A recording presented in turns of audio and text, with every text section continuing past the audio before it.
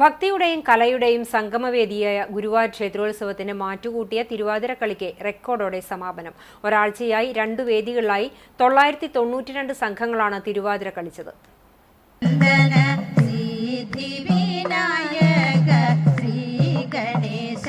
ചരിത്രത്തിൽ ആദ്യമായാണ് ഇത്രയധികം സംഘങ്ങൾ ഉത്സവകാലത്ത് തിരുവാതിര അവതരിപ്പിക്കുന്നത്.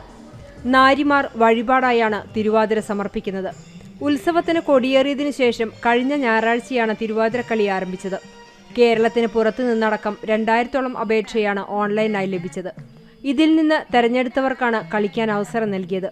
ഇതിനായി രുദ്രതീർത്ഥക്കുളത്തിന് സമീപം വൃന്ദാവനം, നന്ദനം എന്നീ 2 സ്റ്റേജുകളാണ് ഒരുക്കിയിരുന്നത്. രാവിലെ 5-ന് ആരംഭിക്കുന്ന കളി രാത്രി 10-നാണ് സമാപിച്ചിരുന്നത്. 2 സ്റ്റേജുകൾക്ക് മുന്നിലും സദാസമയം കാണികളെ കൊണ്ട് നിറഞ്ഞിരുന്നു. ഉത്സവത്തിന്റെ ഭാഗമായി നടന്ന പ്രധാന കലാപരിപാടികളും സമാപിച്ചു.